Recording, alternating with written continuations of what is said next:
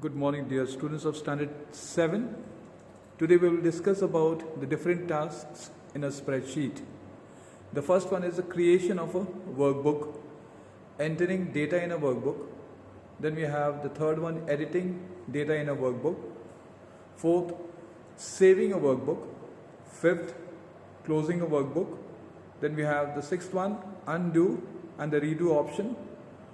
Then the seventh one is to perform calculations and formulae, and the eighth one is printing a workbook. Apart from this, we will also be discussing various functions that are used in a spreadsheet. Alright, so let's begin with the first one, that is creation of a workbook. How to create a workbook? Go to the File tab in the menu bar, click that is New, and select the blank workbook and start writing, or rather entering the data in it.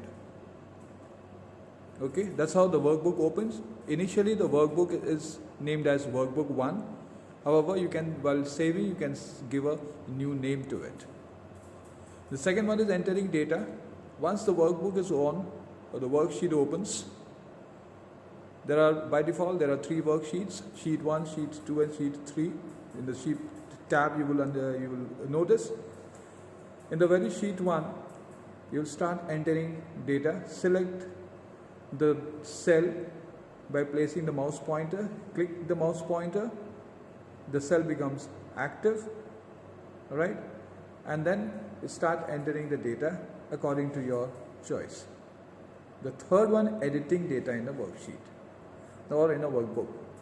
Now when you want to edit, what is the purpose of editing? Suppose you have made some changes, you want to make some changes, some modifications.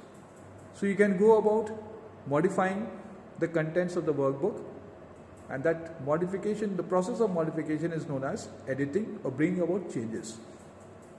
Select the cell where you want to make the changes, click delete, press the delete key from the keyboard, the contents of that particular cell will be deleted, rewrite the new content, okay, and then press enter and your cell will be edited. Likewise in the row also you can do it. Then we have the fourth one, that is saving a workbook. If you want to save a workbook, the first time you are saving, naturally you need to give a name. So go to the File tab, select Save As option. When you click Save As option, then it asks you to put the name, write the name. So default name is given as workbook 1. You write the name of your choice and then click Save. The moment you click Save, it gets saved into the file name what you have given. Then closing a workbook.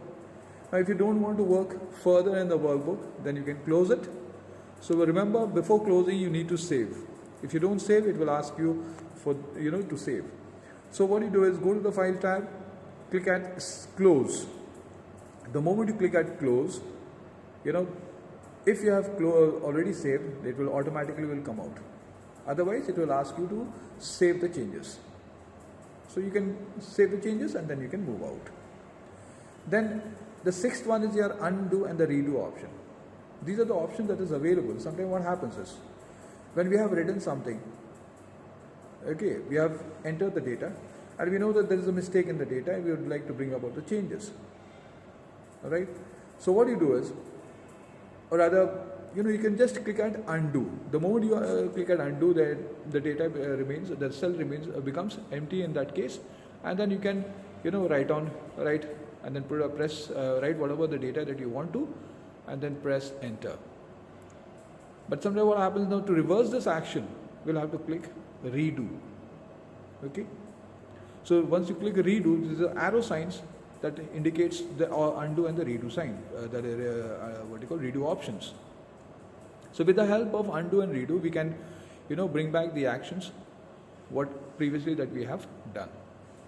Then to perform calculations and formula, we can perform all types of mathematical calculations, even logical calculations. Then the formulas are there. With the help of formulas, we are able to perform various sort of calculation, which I am going to show you in the next page. Then printing a workbook, The purpose of printing a workbook is in order to get the hard copy of any file. Now, for printing again, go back to the File tab, click at Print, select the printer type. Then after that, you have the other options are there, where you have to select, that is specify the number of copies. Then you specify the page orientation, whether it is a portrait or a landscape, and then you click at Print. The moment you click at Print, the contents of your workbook, gets directed to the printer in order to get the hard copy. Alright, so you can also select the active sheet, or you can select a part of the worksheet. Suppose you have you have a data along with, there is a graph. You don't want the data to be printed, you just want the graph to be printed. Then you select the graph, and then you specify the actions over there. Okay, select the active sheet over there, and then just a portion of it, and then you direct it to the printer as well. So this is about printing, and all about, as a result, it is a different task that is performed in a spreadsheet. We move on to the next one, that is the functions, the mathematical functions. What is a function? Basically, a function basically, it's a combination of it's a combination of the name as well as arguments. So a function has, it's a set of formulas that allows the user to perform various types of calculations.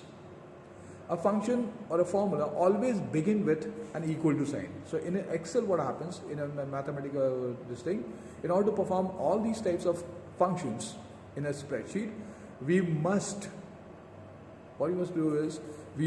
start a function with an equal to sign. Without equal to sign, you cannot perform. So let us see the number of things. The function. The first one is your sum. As you know, the meaning of sum, we want to add. So what you can do is, you can use this equal to sign, sum, and then the syntax is num1, num2, and it goes on, comma, and goes up to n number, that is n number of times. Or you can also write equal to sum, num1, and colon sign, that is the range up to n, that is num n. Okay, the number n. So in this case, like for example, you want to find out the sum of few cells. So what happens, you can simply write a sum like this. Say you want to write A1, comma. This is for the non-contiguous cells. So A2, A3. Only these three we want. So you can just simply write over there, that is equal to sum A, comma, A2, comma, A3. That's all. You can also write this way. This can also be written further, that is equal to A1 plus A2 plus A3. It can also be written in this way. Alright. Okay. But then if there are a huge number of cells, then in such cases, we always take the help of that is the range. So like for example, this one is there.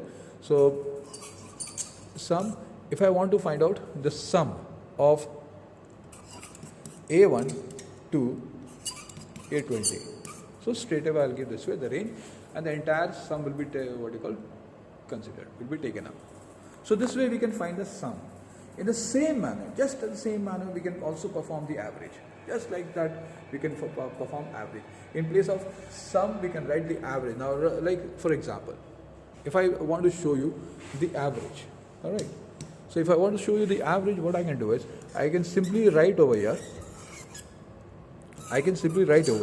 The name. Just change the name over here, and you can write it. That is equal to, and the moment you write average, that means what exactly it does is A1, A2, A3, it adds up all these three and divides by 3. So that is the purpose of average function over here. So here also we can find out of a large number.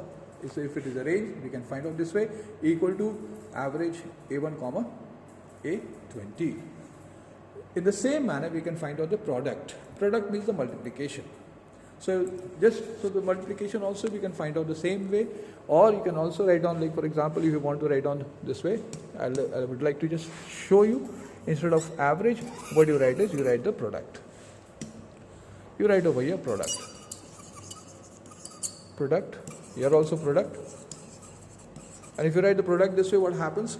you can find the product of this one, A1, A2, and A3, then it will multiply. In other words, you can also write this one as A1 into A2 into A3. Remember, write the star, that is the asterisk part. Okay, use asterisk for multiplication. That's a sign for multiplication of product. Okay, and if you want to print the product of a range of numbers, then straight away you write product A1 to A20, whatever the range may be. Suppose if the range is up to A20, use that.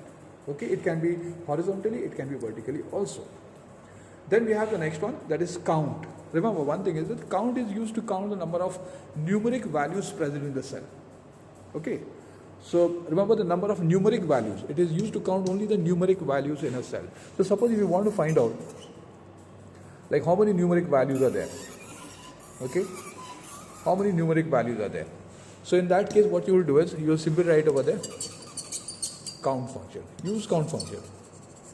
So when you write a count function, what happens? It counts the total number of numeric values present. If there is any string value, it means non-numeric values, it will not count that part. Suppose A2 does not contain a number. So naturally what happens, the output in that case will give you 2. A1 and A3 contain numbers, so it will give you only 2. It will print over there 2. That means there are only 2 numbers that are present. Likewise, in the range also you can count. Then we have the max. The max function is basically used to find out the maximum. So if I want to find out the maximum, then the same way we can use here, instead of count, we'll use over there max. Okay. So in the previous case, what happens if I write max here and again max over here? So what happens in the first case, it will give us the maximum of these 3 values. In A1, whatever the value is stored. Suppose if it is 5, 8 and then 9 is stored. Suppose. In that case, it will print 9 as the value. 9 as the answer in the previous. That is in case of max. So here also, it will check now there is a range. So in this case, whichever one is greater will be printed over there. So the maximum value in the range. Similarly, the min. The min function is used for finding the lowest integer, that is the lowest numeric value that is present. Remember, it refers to the numeric value, not the non-numeric values. Okay. So in both the cases, what happens? We print the numeric values, and we either take the maximum of the numeric values or the minimum of the numeric values. So I hope that you have understood this particular part, and with this we come to the end of your unit 1. All right, and we'll see about the next one, that is the unit 2 later. So till then, be safe. May God bless each one of you in this pandemic. Okay, and stay healthy. Have a nice time. Thank you. God bless each one of you.